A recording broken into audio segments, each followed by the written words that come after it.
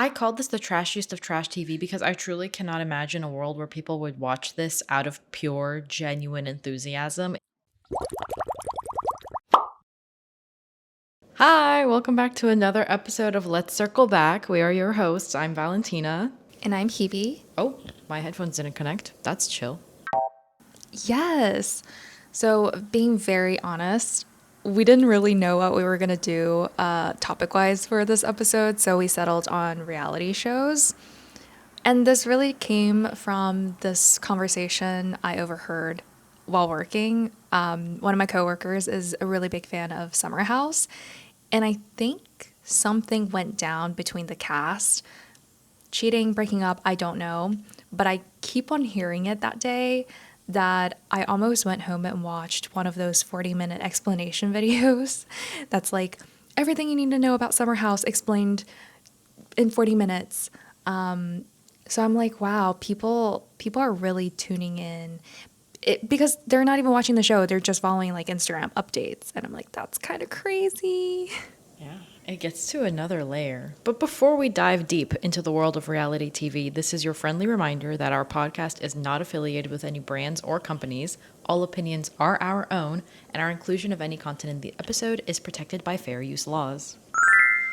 Okay, into the world of reality TV. I think Hebe's opener is so good because I also have heard of Summer House, and correct me if I'm wrong, there's also a Winter House. I don't. Where's the spring and fall house? Oh, is it that? Okay, well, I don't know anything about that show in particular, but I have heard it come up in work. Like in work scenarios, people discussing whose side they're taking, how the drama is unfolding, and the 40-minute explainers of it all is really interesting because then you get into like content spin-offs made by viewers for reality TV, which is often already a spin-off of something else. So there's a lot we can talk about, and there are a lot of genres of reality TV shows. But first, do we want to talk about why people watch reality TV in the first place when in reality they're not so real, if I'm being honest? I think for me, reality TV is what I like to call my brain off TV. It's kind of how Netflix has become sort of like there's either really good shows that you need to pay attention to, or there's the laundry shows that you can put on in the background, podcast style, to fold your laundry to. For me, reality TV is something that requires no actual mental commitment. I can just turn it on and leave it there at the end of the day if I'm tired, or if I want sound in the background while I'm doing something else. That's so interesting because my viewership behavior is your exact opposite. I watch it solely because I view it as a social activity. I've never watched reality TV show in like a lone setting. I have to watch it with someone else. And if I'm going to watch it, I'm going to commit to the plot line and I'm going to talk about it with my friends afterwards. So the biggest example I have is Love is Blind. I started watching it in college with my roommates, and whenever there's an update, we would like carve out time after class and watch it during the night. We even tapped into the reunion together. Like we were all crowding around our living room, just anticipating what goes down. So for me, it's not alone. It's not like a no-brainer or brain-off activity. However, I don't start reality shows easily because you have to commit a lot because everything has like 20 million seasons now. Yeah. So I have to start from the beginning, and if I watch it, I have to commit to it unless it becomes really trash at the end. Yeah. The only time I can think of that I've had that exact experience is Singles Inferno. The newest season that came out, I have a friend named Ingrid. Hi, Ingrid, if you watch this. I don't know if she does. But she has been watching all of the Singles Inferno seasons, and so have I, and we like bonded over that more. And so before the finale came out for the newest season, we actually held off and we did a watch party. And it was so nice because we both disliked the same people. So we were just having a hard time sitting through it together. But I can see where it's more fun to do it as a social activity than as like a solo, you just process everything on your own sort of experience. more generally, there are a few things that reality shows do for you or for people in general. I said generally twice in one sentence, that kind of get you hooked and then keep you watching. So, this is all pulled from Dr. Childs, which was a study who's citing a study at Ohio State. I don't know, I'll link it in the description of the video. But reality shows are really rewarding for your brain in the same way that when you eat your favorite food, you get a little kick of joy. Reality shows activate your brain's reward system. So that's one way to get you hooked and addicted to it. You can fuel interest and a sense of connection to the people on screen because you see a lot of emotional vulnerability, or at least what's supposed to be like candid emotional vulnerability. And then, as we mentioned last time, there's a lot of parasocial attachment because you feel like you're really getting to know these people. You're like, oh, well, I saw you in the pods, or hey, I watched you cook your own food, or I watched Tyra Banks call you a ton of offensive things, and now we have a relationship, when in reality you don't. Never forget. And then the most interesting point for me, which I hadn't thought of before, is there's a like inherent comparison that takes place. I don't know if I've ever consciously done this, but it seems that when people watch reality TV, they'll compare themselves to the contestants or to the participants and either see themselves more in a superior position, be like, I will feel better about my situation because I'm not living what I'm watching, which I thought was really interesting because I don't know if I've ever compared myself to a reality TV show and been like, yeah, I feel great. I had the same thought. Hot take. Is it because we love being in the role of judging others and not be judged? And reality Probably. TV shows give you that outlet. Sometimes when you watch these shows, it's like, you think to yourself, I would never do this. Oh my God, why did she pick that man? Or why did he do that? I would never do that. And then you go onto their Instagram and type a nasty comment, send them a nasty gram. I feel like reality TV shows could serve as that purpose. That's crazy, but I think you're right. You see your toxic behavior in these people sometimes too. So we talked about like some of the general motivators of watching reality TV from like a psychological standpoint, but as we both mentioned in the beginning, sometimes we just hear it in social settings, at work, through friends, and thinking about the role of reality TV shows in 2026, I think there's a FOMO social discourse component to it where if you don't watch it, regardless of whether or not you enjoy it, you're missing out on like a discussion topic at work that you can't participate in because you haven't been tracking what these random people have been doing on the show. So Love Island, I think the previous season with like Huda, Nick, Olandria was a big one. So I'm sure a lot of us found out the plot line of that season, not by watching Netflix, but through TikTok, and also through the crazy Instagram drama that spun out of that show. Summer House is one that we already talked about, and also the 40-minute explainer videos. So for the people who don't have time commitment but still want to know what the hell is going on over there, those videos on YouTube is there for you. I will admit I am one of those people because, like we mentioned, there's so many types of reality TV shows. I don't have the time to watch everything, nor am I fully interested in watching everything. For example, Love Island that's not really something I'm super into. But was I watching the explainer videos to keep up with the drama after I saw it everywhere? Yep, I was, absolutely.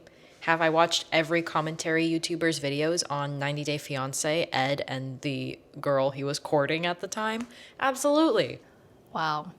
I was definitely following. I was there at the reunion, even though I wasn't there at the beginning. I was invested. And sometimes that's how it is. Yeah, and it's unavoidable because a lot of them came out to be memes. Mamacita, what's her name? What's oh my the God, one Amaya Papaya. What's that other one? I forgot his name. I think it starts with an M. It was like the Spanish Temptation Island. Montoya. Yes, Montoya, Por por favor. Yes, yes, exactly. It like spreads through culture so quickly, especially nowadays, I think. I think I felt it more in recent years than ever before. Yeah. But do we want to take down, take a trip down memory lane and talk about the different types of reality shows we've seen over the years? Yeah, let's do all the different types we could think of plus thoughts on them. I feel I love like having thoughts. this is maybe like the most okay, we've been talking about like dating shows and stuff, but I think what's funny is that our first category is actually survival or competition reality shows, which we haven't discussed at all. But this was the first one I thought of just because I was thinking about Biebercella, which made me think about One Direction. But I think competition shows are such an interesting form of reality TV because I would categorize them as reality TV, especially when you get into the shows that show you behind the scenes of preparing for things or training for things. I'll just list off a few: American Idol, X Factor, America's Got Talent, The Voice. Those are just like American slash British, I think, reality TV shows that put people against each other, either for singing, dancing, other performance skills that I was thinking about. Oh, 100% agree. I I think American Idol or like that series with Simon Cowell would be my first form of reality TV, competitive reality TV. I think it qualifies because you're showing real people in a TV show. I guess, yeah. Um, and I used to watch like 30-minute compilations of Yep. failed Yep. auditions Yep. or contestants who crashed out because they didn't get through, or the ones with amazing performances. So that was that was core. Maybe it's not the most unique way to become a performer anymore in the way that it was in the 2000s. I feel like what Hebe and I have a lot of shared experience with might be East Asian survival shows, which in my opinion, are a bit more extreme than the American and British ones. I thought about 16 because that was a really early show to form a group, but Produce 101 is probably the most popular one that I know of. Oh, agree. I watched a lot of the Korean ones, but also Chinese, because the format essentially carries over. Those are crazy. Essentially, they sign like 100 people, and you are trapped in a building for like 3 months, no phone, no contact with the outside world, and you go through this extremely intense competition where your progress, your performances are broadcasted out to fans and they vote for you. They vouch for you to have a seat in the final like debut squad. Yeah, it's intense. It's like the craziest popularity concert contest that you could ever think of because you have to be good at everything and also be really charismatic so people like you enough to vote for you. The flip side, Have you voted? I think I have voted before, which is I have to. crazy because I'm like so far away from it that it doesn't really impact me. But the flip side of it being so intense is that for some reason, these groups are always really successful. Like they debut and immediately there's just like high budget production, lots of fans, like performances always have full audiences. So it works, but you can't say it's like the nicest way to do it, in my Do you opinion. think popularity has dwindled over the year? I'm just thinking of 101 and IOI mega success Yeah. to I think Kepler in my experience is the latest one for girls. I don't know the boy group equivalent. Oh, Zero Base One. Yeah. They were successful, but they kind of disbanded now. T. I T. don't know if it's less popularity or if maybe we're just far out from it More removed. because Yeah. when it was like IOI era 101 Eyes One, that was when I was in my peak K-pop, so I was there streaming, enjoying learning all the music. But now I'm so far removed from it that I'll see the names and I'll recognize them, but I don't personally know how big these groups are or aren't. True. Fair point. They also became really international. So Yeah. they brought in uh, more Southeast Asian contestants rather than just focusing on East Asian. So Japan, Yeah. Korea, and China. Okay, before we Yeah. round out competition shows, shout out to all the survival type shows or the games. Oh my god, like is Jeopardy a reality show? I didn't think about Honestly, it before, go but ahead. things like Wipeout, if you guys ever watched that or played it on the Wii, Traders, Survival, Netflix's The Circle, Bear Grylls Man vs. Wild, and then all of the cooking shows that have made Gordon Ramsay an internet celebrity, in addition to a renowned chef. Okay, cool. So that wraps up the early ages, or in our experience, early ages of reality TV. And then you have this era of dating lifestyle reality shows where it basically does away with all the competitive stuff. Oh, actually, there's still an element of competition. However, the focus is more now on interpersonal connection between the contestants. So voila, the dating reality shows. So Love Island, Love is Blind, I feel like are the two big ones. Yeah. The Ultimatum, 90 Days Fiance, and then do you want to introduce the trashiest of the trash Oh my TV? god. I called this the trashiest of trash TV because I truly cannot imagine a world where people would watch this out of pure, genuine enthusiasm. It has to be sort of a hate watch or like, oh my god, I can't believe this is real. Age of Attraction, where people are paired up, but you don't know their ages, and it's older people with younger people, like age gap relationships. MILF Manor, where a bunch of moms and their sons go to an island or a manor and have to date each other, but like don't date your son or something like that. I don't know. Like what is going on? I don't know if I have any other examples that I can think of just off the bat, but those are the two that I've seen the most conversation around recently. And I'm like, please, at some point, can we dial it back? Can we? Would you consider Temptation Island here? Oh, yes, maybe. Temptation Island. I would, yeah. Because that's the one where they test to see if their partner would cheat. Crazy concept. Why would you put your relationship through that? Like, I'm sorry. Baffles me. Yeah, that's Ugh. definitely one of them.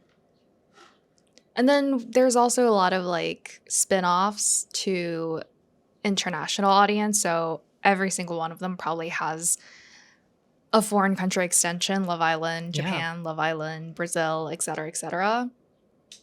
And then you also have dating shows that came from other countries. I think Singles Inferno would be the most popular one, I would argue. The cultural differences really come out, and I think it's interesting what catches and what doesn't. But I don't know. I love Singles Inferno. I, I, I, I hate that I love it, but I will tune in every season because I need to see what's going on. I feel like American, at least dating reality shows, really focus on, I don't know if this is going to be articulated correctly, the dating drama aspects of it, whereas I see maybe Asian dating shows being more lifestyle. Yeah, I can see that. So I feel like upfront, Love Island is the only one or actually Love is Blind is the only one that I've seen consistently. A really big portion of it is focusing on like the pods, them talking to each other, them judging each other. Whereas in Singles Inferno, it's a lot about, you have like outside commentary from the hosts who's like, oh, they're doing the dishes, they're a good person, something like that, where you also focus on the contestants themselves and their lifestyle. I don't know. Yeah, I actually had forgotten about the commentators, but I don't know if I've seen like an American show that has that. But I love listening to the commentators on Singles Inferno. I don't know if you know Terrace House, the Japanese show. They have commentators too. Like, I don't know if that's maybe an Asian thing. I don't want to generalize, but I haven't seen it with non-Asian shows. I love it because I think especially when it's something like, hey, I'm not Korean, so I don't understand all the cultural nuances of something. when the spectators come in and they add a little bit of additional context or give more information on why something is significant, I feel like I understand the show better and I care a little bit more about what's going on. China also has the commentator component to it. I think the point of having them there is also to express what the audience can't express verbally on the show. Because I'm sure we all have sentiments like, why would you do that? And they would voice it for you. Yeah. And that is a nice outlet. I feel like there's a genre of reality TV that is more documentary style or plotless, if that makes sense. With the dating shows and the cooking shows and the survival shows, there's always an end goal. But with something like the Kardashians, there's not really a plot. It's just documenting their lives as much as it may or may not be catered to what's happening on, like, to the filming. But I was thinking about how many there are of these. Something else that you could put here is like the real lives of Mormon wives, the real housewives of Beverly Hills, Salt Lake City, whatever city you want to drop in there. The D'Amelios had or may have still a reality show. In my opinion, okay, there's two genres, right? When you're already a celebrity and you have a reality show, you're probably trying to build a little bit more relatability. Well, I don't know why I struggle with that. Relatability, or make more money, or venture into different platforms or types of media. But I don't know what the conversation is like when it's something like a Real Housewives. I don't know exactly what the goal is there other than feed the American public's craving for opulence and drama. Oh, yes. I would consider those occupational reality shows. I say that because I've seen this one from China called, oh, I don't know how to literally translate it, but it's about interns. It actually stemmed from a Korean reality TV show where they focus on different occupations. I think lawyer and doctors are two of the hottest ones. Essentially, they give offers or they give out internships to a group of like 8 or 9 interns. And in the course of 10, 13 weeks, they would compete on different missions. And at the end, they would give out offers to like 3 of them who can come back actually and work at the firm. And they're legit. They're not like casted actors trying to pretend to be lawyers or doctors. They're actually in that field. So I thought that's really interesting. I would coin housewives in this category, giving people a peek of a life they didn't live. Because, okay, I've never seen the Housewives, but it sounds like they live very extravagant lifestyles, like Beverly Hills, my husband's super rich, I wake up in Dior every day type people. And it essentially gives people a glimpse into what that lifestyle is like through these cast members, perhaps. Yeah, I think you're right. I think alleged, I don't know if I have to put this in there. I feel like they would maybe allegedly, supposedly, perhaps level up the drama when they're filming so that there's a reason for people to keep talking about it on social media, talking about it with their friends, watching.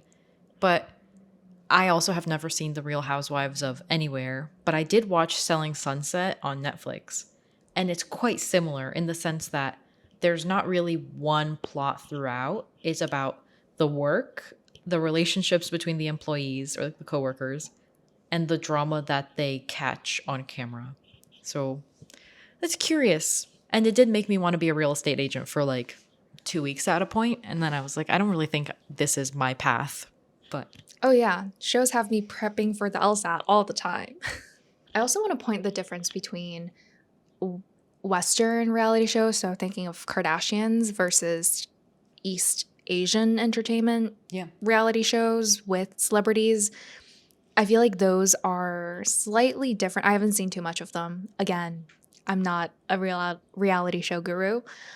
But in my head, when, for example, Korean shows put celebrities in, it's like, have you seen the one where they act like babysitters? Yes. Or ones where they have to run a cafe shop or something. Yeah, or like the ones where they do military training. Have you seen that? Yes, yes, yes, yes. I've seen that. In China, they also have ones where I think right now they're airing one where a group of celebrities go to Paris and try to stand up this fashion brand. Whoa, okay. It's really small, but I'm just thinking about the difference between what they have celebrities do over at East Asia versus something like the Kardashians, where you just film them in their manner. Yeah. I can't think of an example that would be equivalent right now. Maybe if I sat with it, there'd be something that comes up, but nothing comes up right away where it's like a celebrity in an atypical setting doing something that's not their chosen path. I think something else in the reality style portion of it all is when groups, musicians, actors, production studios document behind the scenes content for their movies or films or albums. And a lot of the time, these get released on YouTube, or at least that's how I have seen a lot of them. For example, in the early days of BTS, I think they had like, what was it, Bangtan Bomb or something like that? Bangtan TV or Yeah. something. I was watching all of the behind the scenes stuff. Like, it's a really good way to build connection or community. Yes, it digs a little bit into the parasocialness of it all, but it's a really good way of showing the work that goes into something. I also think maybe this is super subjective to me, but I love when musicians share the behind the scenes of how they made something happen. Like if they're documenting the process of making a song or a music video. I feel like it's such a fun way to take a peek behind the curtain and see how they bring the magic to life. But at the same time, I feel like there's a lot of it that's like, look at me, I'm so relatable, and also you should be more invested in my progress. Like it's never black and white, like pure intentions versus financial gain. Oh, for sure. Oh, that's a really good point. I feel like every single K-pop show or K-pop group I've followed puts out some sort of reality or variety show content on YouTube. So, oh my God, fostering parasocial relationships. Yeah. Well, yes, because you get even more invested and you see all of these off duty moments that are actually captured. I think I wrote about this in my thesis. I can't remember the exact points, but it's the idea that even when you're off stage, you're still on camera and you have to continue sort of objectifying yourself and selling yourself as a product even when you're cooking or you're in your dorm if you're talking about K-pop idols. But it gets Okay. it gets real intimate and real Now, invasive. next episode is Valentina reading her thesis to all of us. I would hate that. I would actually hate that so much. I need a Okay. redo. Yep. Okay, I have a question for you. Yeah. Where do we put YouTube videos? So thinking about Mr. Beast's reality Oh. or competitive YouTube series, would that fall under reality shows? I'm also thinking of Smosh. Shane Dawson, Yeah. before he got canceled, he does quite a bit of videos where, the one where he like made documentaries about another person who has been canceled, Jeffree Star. Yeah. I almost said, oh, and then who else? And then like Shane and Ryan from BuzzFeed Unsolved, who does paranormal investigations. How do we qualify them? Could you even go further? Because those are quite like structured segments, I would almost say. What about all the videos that people post, like trying different restaurants in cities? Or there used to be the Vlogs. BuzzFeed series that was like the cheap, worth it. Yes. Yes. I don't know how you would categorize these, but it's reality content. It's because it's real. Oh God. See, That's so social media. interesting. It does that to you. The brains are moving. Do we want to talk about the appeal of one type of reality show? How would you categorize it? Me? Yeah, I just blabbed I for like think I 2 would- minutes. I think I would consider it reality content, as you say, But for shows, to me, that's like super high production. Yeah. I think of Hollywood. I think of LA for no reason. But it's really interesting to see how they bleed because they're all about influencers or people turned influencers turned celebrities. There's definitely a traditional stardom pipeline going on here. Yeah. And also, speaking of production, and then I'll let us move on, but when it gets to something like Mr. Beast, who does pour sometimes, what is it, hundreds of thousands of dollars into a video, when do you cross the line between reality content, like a different level? Because whatever, I'm not going to try to ponder on this, but it's just interesting, to say the least. For sure. Oh, yes.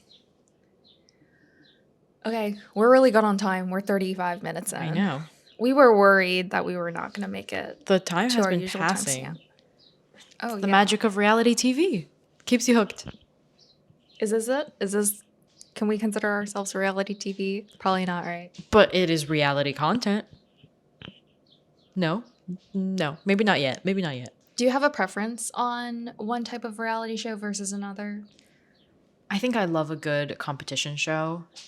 I do like to get invested in a storyline and pick my favorite or like who I'm cheering for, and sometimes pretend that I'm a judge. For example, if they're presenting a meal, I'll be like, yeah, the presentation is good on this one, or I wouldn't have used this ingredient. I love RuPaul's Drag Race. I feel like I get really invested in all the queens' life stories and their performance on the show, and I like to keep up with them afterwards. Although I haven't watched the most recent couple of seasons. What about you? For me, I really enjoy reality shows that allow me to participate. So the voting mechanisms, and if you think about it, it's not just competitive shows that have this mechanism. Love Island has Yeah. it too. I don't know if they've always had this situation going on, but Love is Blind surely does not. It was really interesting to see how reality TV tries to draw in the audience to become a part of it. I think that really makes you commit to the plot, the characters, and it becomes bigger. Competitive shows, not so much anymore. I did get a little tired of this, like the voice of it all, since there's so many over the years, and I feel like that might be the reason why they're kind of away now. Yeah. Just because it's done so many times that you don't get enough stimulation from the same mechanisms and plots. So for me right now, it's really like the dating reality lifestyle TV shows. That one, again, hooks you on to someone's life that you have no business really trying to understand because you don't know them, you're not friends with them, but seeing how they progress through their different storylines make you feel a little bit more attached as if they're a friend that you've known. And then ones where, I guess the K-pop ones, the competitive shows. Though I don't watch them anymore. Yeah, I don't watch them either, but I think what was so fun about those is like music is a really great way to engage people. I love musicals in general.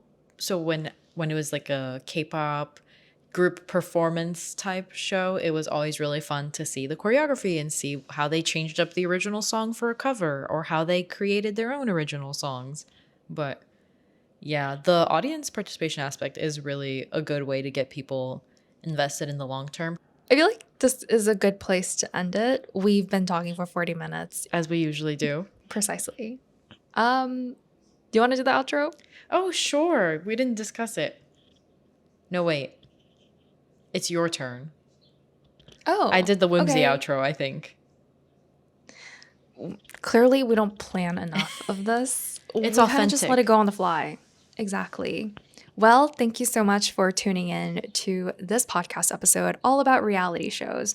We talked about why people are invested in or not watching celebrity or just normal people on camera, and also the different types that we've seen throughout the years, as well as ones that we personally enjoy. So if you really like this episode, please consider following us, tuning in here on YouTube, but also follow us on TikTok, Instagram. What else do we have? LinkedIn, if you're a corporate girly, to follow with the latest and more exclusive content. And with that, we're signing out. I've been your host, Hebe. I'm Valentina. And we'll see you next time. Bye.